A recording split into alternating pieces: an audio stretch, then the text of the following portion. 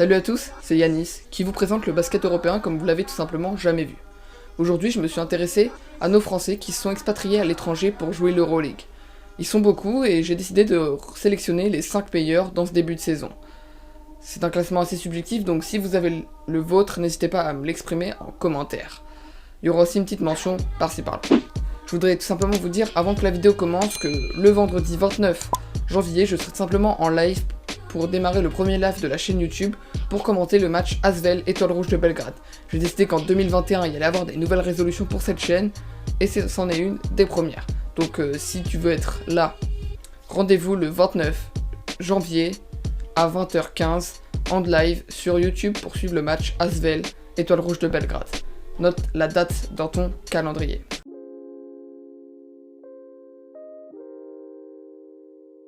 Je vais tout simplement commencer cette vidéo par ma mention, le joueur qui aurait pu rentrer dans ce classement mais qui pour certaines raisons n'est pas rentré dans mes 5 joueurs. Et c'est tout simplement Rodrigue Bobois, l'arrière de l'Anadolu Efes Istanbul, le club turc qui joue donc en Euroleague.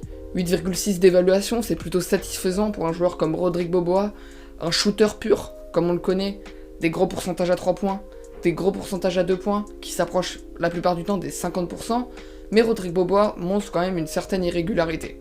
Certes, en l'absence de Shane Larkin et de Vasilij Micic, il a quand même fait un match à 36 d'évaluation, mais depuis certains temps, il n'a pas non plus réussi à réitérer cette performance, ou encore à montrer un peu plus de régularité. Il est capable de faire un match à 20 déval, puis un match à 3 déval par la suite. Et je pense qu'il manque un peu plus de régularité à Rodrigue Bobois pour qu'il rentre dans mon classement.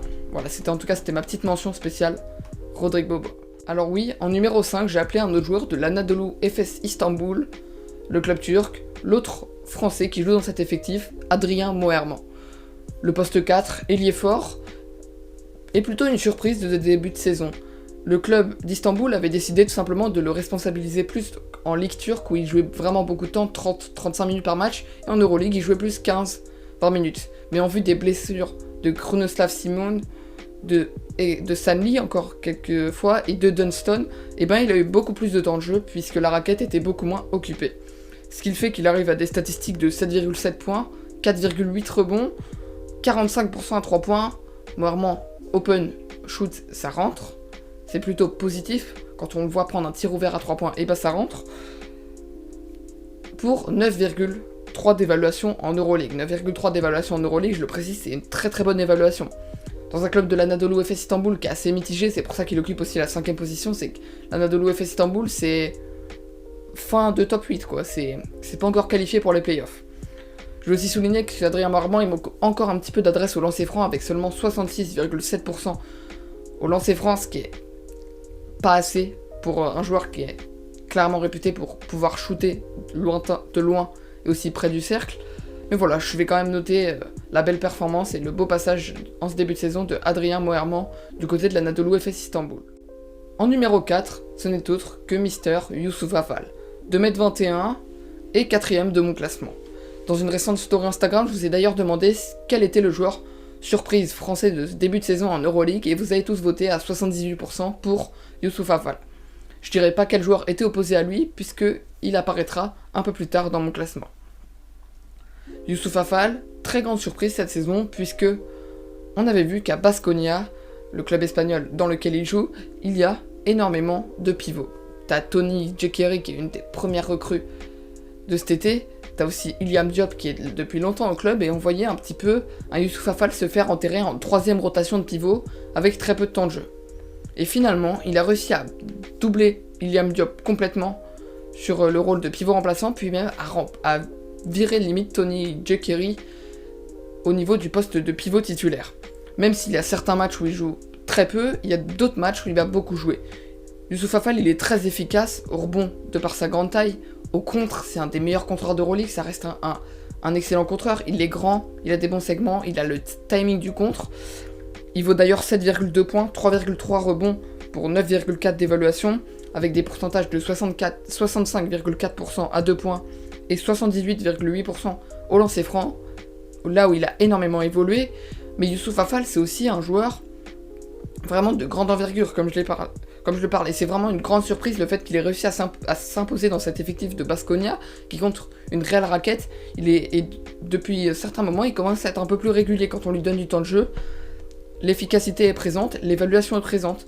Il fait des matchs à 19, 17 d'éval, il commence à vraiment monter une évaluation supérieure. Lui qui était à seulement 4 d'évaluation lors des 6 premiers matchs, il est monté à 9,4, c'est qu'il a eu plus de responsabilités. Et je pense que voilà, Youssouf Afal, c'est clairement le français, même s'il est franco-sénégalais, c'est clairement le français qui a le plus surpris dans ce début de saison.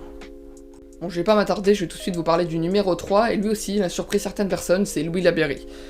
Louis Labeyrie, ailier fort, on le connaît tous pour être un grand joueur européen, passé par la SIG de Strasbourg, il a aussi fait des saisons à Levallois en France, enfin bon bref, il est arrivé depuis 2 années à Valence, et cette année, c'était vraiment une grande année pour Louis Labeyrie, une grande année enrichissante pour le médaillé de bronze à la dernière Coupe du Monde. 8,8 points, 4,4 rebonds, 11,7 d'évaluation, et en plus avec de la rivalité au poste 4, Derrick Williams. Et encore dans la raquette, tu as aussi Mike Tobey et Bojan Dubjevic, où d'ailleurs j'ai son maillot juste ici, enfin son t-shirt plutôt. Dans cette équipe de Valence, il y a vraiment de la présence au poste 4, et quand Dubjevic est blessé, ou encore d'autres joueurs, et par Labeyrie, il a assuré, notamment contre le FC Barcelone, où il ressort un très gros match.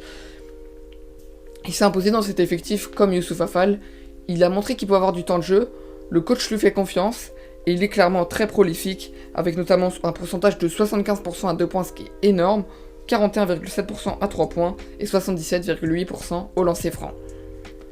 C'est pas non plus une surprise de voir Louis Labeyrie à un tel niveau, mais vraiment c'est toujours plaisant de voir qu'un joueur réussit à s'imposer dans son effectif et dans son club, et de voir que Louis Labeyrie a gagné en confiance. Pour moi, cette saison, il fait clairement une très très bonne saison, c'est pour ça qu'il occupe le podium et la 3ème place de mon classement. Pour cette 2ème position, je vous propose de partir du côté de la Lituanie et du côté de Žalgiris Kaunas, avec un Français, Geoffrey Lauvergne, qui a signé cet été.